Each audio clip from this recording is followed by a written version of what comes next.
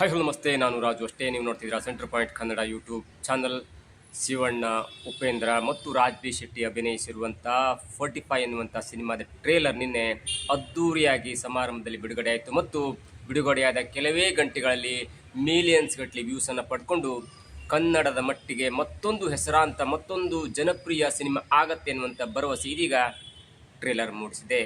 ಅದರಲ್ಲೂ ಮೊಟ್ಟ ಮೊದಲ ಬಾರಿಗೆ ಸಿನಿಮಾವನ್ನು ನಿರ್ದೇಶನ ಮಾಡ್ತಾ ಇರುವಂಥ ಅರ್ಜುನ್ ಜನ್ಯ ಅವರು ಈ ಸಿನಿಮಾ ತೆರೆ ಕಂಡ ನಂತರ ಅವರಿಗೆ ದೊಡ್ಡದಾದಂಥ ಸ್ಟಾರ್ ಪಟ್ಟ ಸಿಗತ್ತೆ ಅನ್ನೋದು ಕೂಡ ಸಿನಿ ಪಂಡಿತರು ಹೇಳ್ತಾ ಇದ್ದಾರೆ. ಅದರಲ್ಲೂ ಸ್ವತಃ ಉಪೇಂದ್ರ ಅವರೇ ಅದನ್ನು ಮತ್ತೆ ಮತ್ತೆ ಕೋಟ್ ಮಾಡಿ ಹೇಳ್ತಾ ಇದ್ದಾರೆ. ಇನ್ನು ಟ್ರೇಲರ್ನಲ್ಲಿ ಏನಿದೆ, ಟ್ರೇಲರ್ ಯಾವೆಲ್ಲ ಕಥೆಯನ್ನು ಒಳಗೊಂಡಿದೆ, ಟ್ರೇಲರ್ನಲ್ಲಿ ಏನಾದರೂ ಒಂದು ಕಥೆಯನ್ನು ಬಿಟ್ಟುಕೊಡುವಂಥ ಒಂದು ವ್ಯವಸ್ಥಿತವಾದಂಥ ಕತೆ ಇದೆಯಾ, ಟ್ರೇಲರ್ನಲ್ಲಿ ಏನಾದರೂ ಒಂದು ನಾವು ಗೆಸ್ ಮಾಡ್ಬೋದಾ ಸಿನಿಮಾ ಹೀಗಿದೆ ಅನ್ನೋದನ್ನು ನೋಡ್ತಾ ಹೋದರೆ ಮೊಟ್ಟ ಮೊದಲ ಬಾರಿಗೆ 45 ಎನ್ನುವಂಥ ಹೆಸರು ವಿಚಿತ್ರವಾಗಿದೆ. ಅದು ಕೂಡ ಏನಪ್ಪ ಇದು 45 ಅಂದರೆ ಏನು ಅಂತ ವಿಚಾರಕ್ಕೆ ಬರೋದಾದರೆ, ನಾವು ಪುರಾಣಗಳಲ್ಲಿ ನೋಡ್ತಾ ಇರ್ತೀವಿ, ಪುರಾಣದ ಅನೇಕ ಕಥೆಗಳಲ್ಲಿ ಕೂಡ ನೋಡ್ತಾ ಇರ್ತೀವಿ. ಅದೇನೆಂದರೆ, ಯಾರಾದರೂ ಒಬ್ಬ ವ್ಯಕ್ತಿ ತೀರ್ಕೊಂಡಾಗ ಆ ತೀರಿಕೊಂಡಂಥ ವ್ಯಕ್ತಿಯ ಆತ್ಮ ತನ್ನ ಪೂರ್ವಜರನ್ನ ಸೇರಲಿಕ್ಕೆ 45 ದಿನಗಳ ಕಾಲ ಬೇಕಾಗತ್ತೆ ಎನ್ನುವಂಥ ಒಂದು ಮಾತು ಇದು ಪುರಾಣದಲ್ಲಿ ಉಲ್ಲೇಖ ಕೂಡ ಆಗಿದೆ.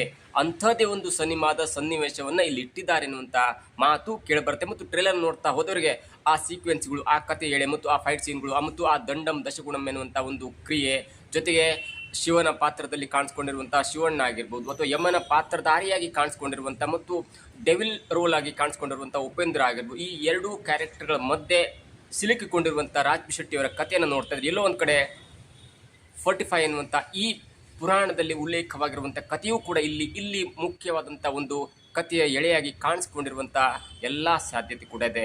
ಇನ್ನು ನಾವು ಪಾತ್ರದ ವಿಷಯಕ್ಕೆ ಬಂದಾಗ ಅಥವಾ ಟ್ರೇಲರ್ ವಿಷಯಕ್ಕೆ ಬಂದಾಗ, ಶಿವನ ಅಭಿನಯದಲ್ಲಿ ಅಥವಾ ಶಿವನ ಪಾತ್ರ ಕೊಟ್ಟಿದ್ದಾರೆ ಅನ್ನೋದು ಕೂಡ ಕಂಡು ಬರುತ್ತೆ. ಇನ್ನು ಉಪೇಂದ್ರ ಅವರ ಪಾತ್ರಕ್ಕೆ ಬರೋದಾದರೆ, ಅವರು ದಂಡಂ ದಶಗುಣಂ ಎನ್ನುವಂಥ ಒಂದು ಪಾತ್ರಕ್ಕೆ ಹೇಳಿ ಮಾಡಿಸಿದಂಥ ವ್ಯಕ್ತಿ ಅನ್ನೋದು ಈ ಸಿನಿಮಾದಲ್ಲಿ ನಮಗೆ ಗೊತ್ತಾಗುತ್ತೆ. ಉಪೇಂದ್ರ ಅವರು ಯಮನ ಪಾತ್ರಧಾರಿಯಾಗಿ ಅಥವಾ ಯಮನ ಪಾತ್ರ ಹೀಗಿರುತ್ತೆ ಆ ಪಾತ್ರಧಾರಿಯಾಗಿ ಕಾಣಿಸ್ಕೊಂಡಿದ್ದಾರೆ ಮತ್ತು ಅವನಿಗೆ ಯಮನ ಪಾತ್ರಧಾರಿಯಾಗಿ ಕಾಣಿಸ್ಕೊಂಡಿರುವಂಥ ಉಪೇಂದ್ರ ಅವರಿಗೆ ಸಾರಥಿಯಾಗಿ ಕೋಣ ಇರ್ಬೋದು, ಹೀಗೆ ಅನೇಕ ರೀತಿಯ ಎವಿಡೆನ್ಸ್ಗಳು, ಸಾಕ್ಷಿಗಳು ಉಪೇಂದ್ರ ಅವರು ಯಮನ ಪಾತ್ರಧಾರಿಯಾಗಿ ಮತ್ತು ಯಮನ ಕ್ಯಾರೆಕ್ಟರ್ ಆಗಿ ಕಾಣಿಸ್ಕೊಂಡಿರೋದಕ್ಕೆ ನಮಗೆ ಅಲ್ಲಿ ಪುರಾವೆಗಳು ಸಿಕ್ಕತ್ತೆ. ಇನ್ನು ರಾಜ್ ಬಿ ಶೆಟ್ಟಿ ಅವರು ಈ ಎರಡೂ ಪಾತ್ರಗಳ ಮಧ್ಯೆ ಸಿಲುಕಿಕೊಂಡಿರುವಂಥ ಒಬ್ಬ ಉದ್ಯೋಗಿಯೋ, ಒಬ್ಬ ಪ್ಲ್ಯಾನ್ ಮೇಕರು, ಒಬ್ಬ ಹ್ಯಾಕರು, ಈ ಥರದಲ್ಲಿ ಕಾಣಿಸ್ಕೊಂಡಿರುವಂಥ ಮತ್ತು ದೊಡ್ಡ ವ್ಯಕ್ತಿಯ ಕೆಳಗೆ ಕೆಲಸ ಮಾಡುವಂಥ ಅಥವಾ ಆ ದೊಡ್ಡ ವ್ಯಕ್ತಿಯ ಒತ್ತಡಕ್ಕೆ ಕೆಲಸ ಮಾಡಿ ತಾನು ಏನೆಲ್ಲ ಅಡ್ವರ್ಟ್ ಮಾಡ್ಬೋದು ಎನ್ನುವಂಥ ಒಂದು ಪಾತ್ರದಲ್ಲಿ ಕಾಣಿಸ್ಕೊಂಡಿರುವಂಥ ಎಲ್ಲ ಸಾಧ್ಯತೆ ಇದೆ. ಇನ್ನು ಸಿನಿಮಾ ವರ್ತಮಾನದ್ದು, ಭೂತದ್ದು ಅಥವಾ ಭವಿಷ್ಯದ್ದು ಎನ್ನುವುದಂತ ನೋಡ್ತಾ ಹೋದರೆ,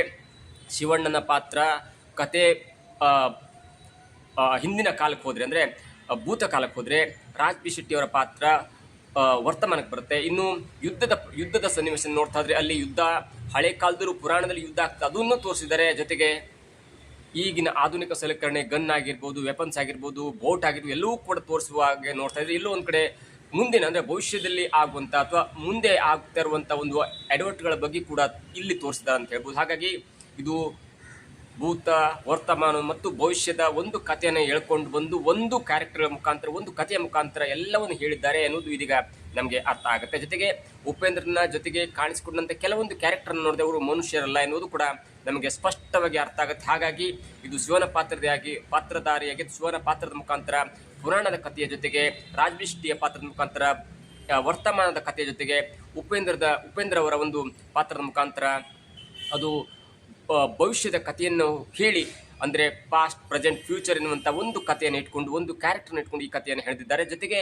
45 ಎನ್ನುವುದು ಒಬ್ಬ ವ್ಯಕ್ತಿ ತೀರಿಕೊಂಡ ನಂತರ ಅವನು ತನ್ನ ಪೂರ್ವಜರನ್ನ ಸೇರಲಿಕ್ಕೆ ಅಥವಾ ಅವರ ಪೂರ್ವಜರ ಆತ್ಮ ಜೊತೆಗೆ ಒಟ್ಟಾಗಲಿಕ್ಕೆ 45 ದಿನಗಳ ಕಾಲ ಬೇಕಾಗುತ್ತಲ್ಲ ಎನ್ನುವಂಥ ಒಂದು ಕಥೆಯನ್ನು ಇಟ್ಕೊಂಡು ಈಗಿನ ಸಮಾಜದಲ್ಲಿ ಆಗ್ತಾ ಇರುವಂಥ ಅಡ್ವರ್ಟ್ಗಳನ್ನು ಹೇಗೆ ಸರಿ ಮಾಡ್ಬೋದು ಎನ್ನುವುದು ಕೂಡ ಒಂದು ಹಂತಕ್ಕೆ ಅರ್ಥ ಆದರೆ, ಕೊನೆಯಲ್ಲಿ ಉಪೇಂದ್ರ ಅವರು ಸಿಗರೇಟ್ ಹಿಡ್ಕೊಂಡು ಬಂದಾಗ ಮೋಹಿನಿ ಅಂದರೆ ಶಿವಣ್ಣ ಅವರು ಮೋಹಿನಿಯ ಪಾತ್ರಧಾರಿಯಾಗಿ ಗೆಜ್ಜೆ ಕುಣಿಸೋದಿರ್ಬೋದು, ಎಲ್ಲವೂ ನೋಡ್ತಾ ಇದ್ರೆ ಒಮ್ಮೆ ಒಂದೇ ಸೀನಲ್ಲಿ ಮೂರೂ ಬಂದು ರಾಜ್ ಬಿ ಶೆಟ್ಟಿ ಅವರಿಗೆ ತೊಂದರೆ ಕೊಡ್ತಾರ. ಅಂದರೆ ಯಮನಾಗಿ ಈ ಉಪೇಂದ್ರ ಅವರು ತೊಂದರೆ ಕೊಟ್ಟರೆ, ಅದೇ ಶಿವನ ಪಾತ್ರಧಾರಿಗೆ ಹಳೆಯದಾಗಿ ಮಿಂಚಿದರೆ ಈ ವರ್ತಮಾನದಲ್ಲಿ ಮೋಹಿನಿಯಾಗಿ ಬಂದು ರಾಜ್ ಬಿ ಶೆಟ್ಟಿ ಅವರನ್ನ ಹದಗೆಡಿಸ್ತಾರ, ರಾಜ್ ಬಿ ಶೆಟ್ಟಿ ಅವರಿಗೆ ತೊಂದರೆ ಕೊಡ್ತಾರ. ಎಲ್ಲವೂ ಕೂಡ ಅದು ಎಳೆಗೆ ಅಥವಾ ತರ್ಕಕ್ಕೆ ನಿಲುಕದಾಗಿದೆ.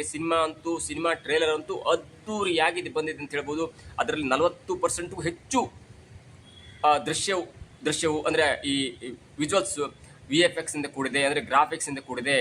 ಮಾರ್ಕ್ ಎನ್ನುವಂಥ ಇಂಟರ್ನ್ಯಾಷನಲ್ ಕಂಪನಿ ಅಥವಾ ಸುಪ್ರಸಿದ್ಧ ಕಂಪನಿಯ ಜೊತೆಗೆ ಮರ್ಜ್ ಮಾಡಿಕೊಂಡಂಥ ನಿರ್ಮಾಪಕರು ಈ ಸಿನಿಮಾವನ್ನು ಪ್ಯಾನ್ ಇಂಡಿಯಾ ಸಿನಿಮಾ ಮಾಡಬೇಕು, ಇಡೀ ಪ್ರಪಂಚಕ್ಕೆ ನಮ್ಮ ಸಿನಿಮಾ ತೋರಿಸ್ಬೇಕು ಅನ್ನೋ ದೃಷ್ಟಿಯಲ್ಲಿ ಹಿಂದಿ, ಕನ್ನಡ, ತಮಿಳು, ಮಲಯಾಳಂ ಮತ್ತು ಕನ್ನಡ ಭಾಷೆಯಲ್ಲಿ 5-6 ಭಾಷೆಗಳಲ್ಲಿ ಅದ್ದೂರಿಯಾಗಿ ತೆರೆಗೆ ಬರ್ತಾಯಿದೆ. ಮತ್ತು ಡಿಸ್ಟ್ರಿಬ್ಯೂಷನ್ನ ಹೊಣೆಯನ್ನು ಹೊತ್ಕೊಂಡಿರುವಂಥವ್ರು ಮೈತ್ರಿ ಮೂವಿ ಮೇಕರ್ಸ್ ಎನ್ನುವಂಥ ಪ್ರಸಿದ್ಧ ಡಿಸ್ಟ್ರಿಬ್ಯೂಷನ್ ಕಂಪ್ನಿ ಈ ಸಿನಿಮಾದ ಅಂದರೆ 45 ಸಿನಿಮಾದ ಒಂದು ಡಿಸ್ಟ್ರಿಬ್ಯೂಷನ್ನ ಪಡ್ಕೊಂಡಿದೆ, ಹಕ್ಕನ್ನು ಪಡ್ಕೊಂಡಿದೆ ಮತ್ತು ಅದರ ಜವಾಬ್ದಾರಿಯನ್ನು ಪಡ್ಕೊಂಡಿದೆ. ಇನ್ನು ಸಂಗೀತದ ವಿಚಾರಕ್ಕೆ ಬಂದಾಗ ಈ ನೂರಾರು ಸಿನಿಮಾಗಳಿಗೆ ಸಂಗೀತವನ್ನು ಕೊಟ್ಟು ಪ್ರಸಿದ್ಧಿ ಪಡೆದಿರುವಂಥ ಅರ್ಜುನ್ ಜನ್ಯ ಅವರು ತಮ್ಮ ಸಿನಿಮಾಕ್ಕೆ ಹೇಗೆ ಸಂಗೀತ ಕೊಡ್ತಾರೆ ಅಥವಾ ಬ್ಯಾಕ್ಗ್ರೌಂಡ್ ಕೊಡ್ತಾರೆ ಅನ್ನುವಂಥ ಒಂದು ಕುತೂಹಲ ಕೂಡ ಇತ್ತು. ಆದರೆ ಆ ಟ್ರೇಲರ್ ವಿಚಾರಕ್ಕೆ ಬಂದಾಗ ಕ್ಯಾರೆಕ್ಟರ್ಗಳನ್ನ ಎಸ್ಟಾಬ್ಲಿಷ್ ಮಾಡುವಂಥ ಅಥವಾ ಕಥೆಯನ್ನು ಎಲ್ಲೂ ಬಿಟ್ಕೊಡ್ದಂಗೆ ಎಡಿಟ್ ಮಾಡುವಂಥ ಒಂದು ಜವಾಬ್ದಾರಿ ಇದ್ದ ಕಾರಣಕ್ಕಾಗಿ ಎಲ್ಲೂ ಕೂಡ ಅವರು ಬ್ಯಾಕ್ಗ್ರೌಂಡ್ ಸ್ಕೋರ್ನ ಟ್ರೇಲರ್ನಲ್ಲಿ ಅಷ್ಟು ಮಿನ್ಸ್ಲಿಕ್ಕೆ ಹೋಗಿಲ್ಲ.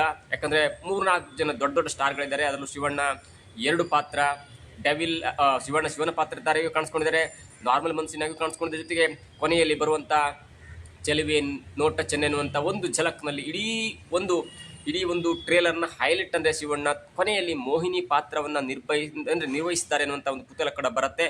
ಅದು ಕೂಡ ಸಿನಿಮಾ ಥಿಯೇಟರ್ನಲ್ಲಿ ಸಿಳ್ಳೆ, ಚಪ್ಪಾಳೆ ಅಥವಾ ರೋಪ್ ಕಿತ್ತು ಹೋಗುವ ಹಾಗೆ ಅದನ್ನು ಜನ ನಿಭಾಯಿಸೋದ್ರಲ್ಲಿ ಯಾವುದೇ ಸಂದೇಹವಿಲ್ಲ. ಜೊತೆಗೆ ಮತ್ತೊಂದು ಅಂದರೆ ಇಲ್ಲಿಯ ತನಕ ಮ್ಯೂಸಿಕ್ಕನ್ನು ಮಾಡ್ಕೊಂಡು ಬಂದಿರುವಂಥ ಅರ್ಜುನ್ ಜನ್ಯ ಇದೀಗ ಮೊಟ್ಟ ಮೊದಲ ಬಾರಿಗೆ ನಿರ್ದೇಶನದ ಪಟ್ಟವನ್ನು ಹೊತ್ತಿದ್ದಾರೆ. ಅವರೇ ಕತೆ ಬರೆದಿದ್ದಾರೆ, ಅವರೇ ಸ್ಕ್ರೀನ್ ಪ್ಲೇ ಮಾಡಿದ್ದಾರೆ, ಅವರೇ ನಿರ್ದೇಶನ ಮಾಡಿದ್ದಾರೆ, ಜೊತೆಗೆ ಅವರೇ ಮ್ಯೂಸಿಕ್ ಮಾಡಿದ್ದಾರೆ. ಹೀಗೆ ಹಲವಾರು ಜವಾಬ್ದಾರಿಯನ್ನು ಹೊತ್ಕೊಂಡು ಇರುವಂಥ ನಿರ್ದೇಶಕ ಅರ್ಜುನ್ ಜನ್ಯ ಅವರು ಮೊಟ್ಟ ಮೊದಲ ಬಾರಿಗೆ ಇಂಥದ್ದೊಂದು ದೊಡ್ಡ ಸ್ಕೇಲಲ್ಲಿ ಗ್ರಾಫಿಕ್ಸ್ ಮಾಡುವಂಥ ಅಥವಾ VFX ಮಾಡುವಂಥ ಜವಾಬ್ದಾರಿ ಅಥವಾ ಅಂಥ ಒಂದು ಸಿನಿಮಾಕ್ಕೆ ಕೈ ಹಾಕಿದ್ದನ್ನು ನೋಡಿದ್ರೆ ಎಲ್ಲೋ ಒಂದು ಕಡೆ ಅವರಿಗೆ ಕಾಡ್ತಾ ಇತ್ತು, ಈ ಸಿನಿಮಾ ಇವರ ಮುಖಾಂತರ ಮಾಡಿಸ್ಬೇಕು ಮತ್ತು ಹೀಗೆ ತೋರಿಸ್ಬೇಕು ಅನ್ನುವಂಥ ಅವರಿಗೆ ಒಂದು ಕರ್ತವ್ಯ ನಿಷ್ಠೆ ಕಾಡ್ತಾ ಇತ್ತು ಅಂತ ಹೇಳ್ಬೋದು. ಯಾಕಂದರೆ 2027 ವೇಳೆಗೆ ಸಿನಿಮಾ ತೆರೆಗೆ ಬರುವ ಮೊದಲೇ ಅವರು ಅನಿಮೇಷನ್ ಮೂಲಕ ಕಥೆಯನ್ನು, ಕ್ಯಾರೆಕ್ಟರ್ನ, ಡೈಲಾಗನ್ನು ಎಲ್ಲವೂ ಕೂಡ ತಯಾರು ಮಾಡಿ 2 ಗಂಟೆ ಅಥವಾ 2 ಗಂಟೆ 40 ನಿಮಿಷಗಳ ಕಾಲದ ಅವಧಿಯ ಸಿನಿಮಾವನ್ನು ಈ ಕ್ಯಾರೆಕ್ಟರ್ ಮಾಡುವಂಥ ಎಲ್ರಿಗೂ ಕೂಡ ತೋರಿಸಿದ್ರು. ಮತ್ತು ಈ ಸಿನಿಮಾ ಹೀಗೆ ಬರಬೇಕೆನ್ನುವಂಥ ಪ್ರತಿ ಒಂದು ಸಿನಿಮಾವನ್ನು ತೋರಿಸೋರು ಕತೆ ಹೇಳಲಿಕ್ಕೆ ಹೋಗಿಲ್ಲ.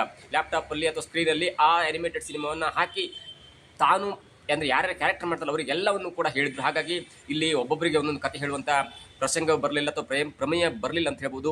ಒಂದು ರೂಮಲ್ಲಿ ಕೂತ್ಕೊಂಡು ಲ್ಯಾಪ್ಟಾಪ್ ಅಥವಾ ಒಂದು ಸಿಸ್ಟಮಲ್ಲಿ ಸಿನಿಮಾವನ್ನು ತೋರಿಸ್ಬಿಟ್ಟಿದ್ರು. Before shooting has to start ಇದೆಯಲ್ಲ, ಅಂದರೆ ಶೂಟಿಂಗ್ ಹೋಗೋಕ್ಕಿಂತ ಮೊದಲೇ ಅವರು ತನ್ನ ಕಥೆಯನ್ನು ಮ್ಯೂಸಿಕ್ ಮುಖಾಂತರ, ಡೈಲಾಗ್ ಮುಖಾಂತರ, ಕ್ಯಾರೆಕ್ಟರ್ ಮುಖಾಂತರ ಅನಿಮೇಟೆಡ್ ಸಿನಿಮಾವನ್ನು ತೋರಿಸಿದ್ರು. ಹಾಗಾಗಿ ಸಿನಿಮಾ ಮಾಡುವಂಥ ಕಲಾವಿದರು ಅಂದರೆ ಶಿವಣ್ಣ, ಉಪೇಂದ್ರ, ರಾಜ್ ಬಿ ಶೆಟ್ಟಿ ಮತ್ತು ಹೀಗೆ ಅನೇಕ ಕಲಾವಿದರು ಕೂಡ ಸಿನಿಮಾ ಪಾತ್ರಧಾರಿಯಾಗಿರುವವರಿಗೆ ಅವರಿಗೆ ಯಾವುದೇ ಒಂದು ಗೊಂದಲ ಇರಲಿಲ್ಲ. ಓಕೆ, ಹೀಗೆ ಮಾಡಬೇಕು ಅನ್ನುವಂಥ ಒಂದು ಸ್ಪಷ್ಟತೆ ಇತ್ತು.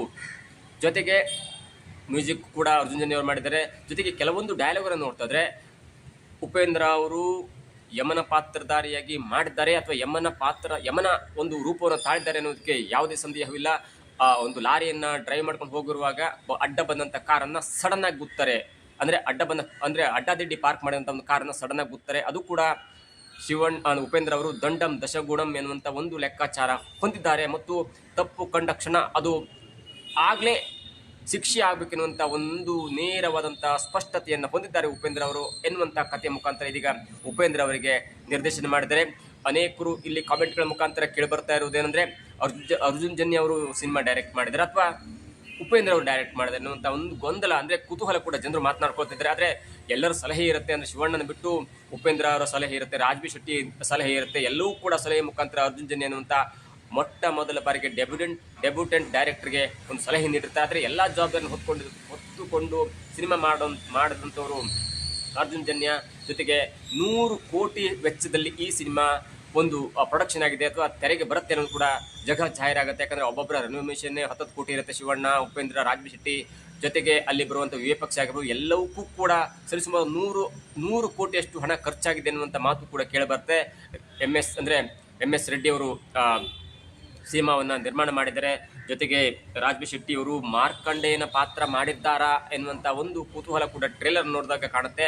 ಅಲ್ಲಿ ಶಿವನ ಪಾತ್ರಧಾರಿಯಾಗಿ ಶಿವಣ್ಣ ಯುದ್ಧ ಮಾಡುವಾಗ ತ್ರಿಶೂಲದ ರೀತಿಯಲ್ಲೇ ಯುದ್ಧವನ್ನು ಮಾಡುವಂಥ ಅಥವಾ ಆ ಚಕ್ರವ್ಯೂಹವನ್ನು ಮಾಡುವಂಥ ಒಂದು ದೃಶ್ಯ ವೈಭೋಗ ಅತ್ಯಂತ ಮನರಂಜನೆ ಮತ್ತು ಅತ್ಯಂತ ಕ್ಯೂರಿಯಾಸಿಟಿ ಕಾಡುತ್ತೆ.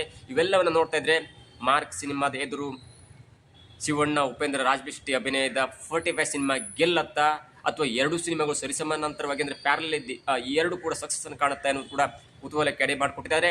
ಈ ಎರಡು ಸಿನಿಮಾದ ಅಬ್ಬರದಲ್ಲಿ ಪ್ರೇಕ್ಷಕರಿಗೆ ಸ್ವಲ್ಪ ಗೊಂದಲ ಆಗ್ಬೋದು, ಯಾವ ಸಿನಿಮಾ ನೋಡಬೇಕು ಎನ್ನುವಂತೆ ಗೊಂದಲ ಆಗ್ಬೋದು. ಯಾಕಂದರೆ ಎರಡೂ ಸಿನಿಮಾದ ಟ್ರೇಲರ್ ಕೂಡ ಅತ್ಯದ್ಭುತವಾಗಿದೆ. ನೀವು ಮಾರ್ಕ್ ಸಿನಿಮಾದ ಟ್ರೇಲರ್ನ ತೆಗೆದುಕೊಂಡು ಕೂಡ ಅದು ಕೂಡ ಅದ್ಭುತವಾಗಿದೆ. ಅದು ಕೂಡ ಅಪಾರ ನಿರೀಕ್ಷೆಯನ್ನು ಹುಟ್ಟಾಕಿದೆ. ಜೊತೆಗೆ ಅದು ಕೂಡ ಸರಿಸುವ 20 ಮಿಲಿಯನ್ ಗಟ್ಟಲೆ ವ್ಯೂಸನ್ನು ಪಡ್ಕೊಂಡಿದೆ. ಮಾರ್ಕ್ ಕೂಡ ನಿನ್ನೆ ಅಂದರೆ ಮಾರ್ಕ್ ನಂತರ ಟ್ರೇಲರ್ ಬಿಡುಗಡೆಯಾದಂಥ 45 ಕೂಡ ನಿನ್ನೆ 6:45ಕ್ಕೆ ಟ್ರೇಲರ್ ಬಿಡುಗಡೆಯಾಗಿತ್ತು. ಅದಾದ ನಂತರ ಅದರ ವ್ಯೂಸನ್ನು ನೋಡ್ತಾ ಹೋದ್ರು ಕೂಡ ಅದು ಕೂಡ ಸರಿಸುಮಾರು 20 ಎಲ್ಲ ಭಾಷೆಗಳನ್ನ ತೆಗೆದುಕೊಂಡ್ರೆ 20 ಮಿಲಿಯನ್ ವ್ಯೂಸನ್ನು ದಾಟುವಂಥ ಎಲ್ಲ ಸಾಧ್ಯತೆ ಕೂಡ ಇದೆ. ಹಾಗಾಗಿ ತೆರೆ ಕಣ್ಣಂತಂದ್ರೆ ಬಿಡುಗಡೆಯಾದಂಥ ಎರಡೂ ಟ್ರೇಲರ್ ಕೂಡ ಅತ್ಯಂತ ಅದ್ಭುತವಾಗಿ ಜನರ ನಿರೀಕ್ಷೆಯನ್ನು ಮುಟ್ಟಿದೆ. ಆದರೆ ಪ್ರೇಕ್ಷಕರು ಯಾವ ಸಿನಿಮಾ ನೋಡ್ಬೇಕೆನ್ನೋದು ಕೂಡ ಸ್ವಲ್ಪ ಮಟ್ಟದ ಗೊಂದಲ ಆಗ್ಬೋದು. ಆದರೆ ಚೆನ್ನಾಗಿದ್ರೆ ಎರಡು ಸಿನಿಮಾ ನೋಡ್ತಾರೆ, ಒಂದಿನ ನೋಡ್ತಾರೆ. ಅಷ್ಟರ ಮಟ್ಟಿಗೆ 45 ಸಿನಿಮಾ ಅತ್ಯದ್ಭುತವಾಗಿ ಮೂಡಿ ಬಂದಿದೆ ಮತ್ತು ಅದರ ಸಂಪೂರ್ಣ ಜವಾಬ್ದಾರಿ, ಸಂಪೂರ್ಣ ಯಶಸ್ಸು, ಸಂಪೂರ್ಣ ಒಂದು ಗರಿ ಎಲ್ಲವೂ ಕೂಡ ಅರ್ಜುನ್ ಜನ್ಯ ಅನ್ನುವಂಥ ಮೊಟ್ಟ ಮೊದಲ ಬಾರಿಗೆ ನಿರ್ದೇಶನ ಮಾಡಿದಂಥ ನಿರ್ದೇಶಕನಿಗೆ ಸಲ್ಲತ್ತೆ. ಮತ್ತು ಈ ಸಿನಿಮಾ ವಿಚಾರಕ್ಕೆ ಬಂದಾಗ ಮೈಸೂರು ಭಾಗಗಳಲ್ಲಿ 80ಕ್ಕೂ ಹೆಚ್ಚು ದಿನಗಳ ಕಾಲ ಶೂಟಿಂಗ್ ಆಗಿದೆ ಮತ್ತು ಗ್ರಾಫಿಕ್ಸ್ ಇಲ್ಲಿ ತುಂಬ ಹೈಲೈಟ್ ಆಗುತ್ತೆ. ಇದಾಗುತ್ತೆ ಇವತ್ತಿನ ವಿಶೇಷ. ನೋಡ್ತಾ ಇರಿ centre point Kannada YouTube channel.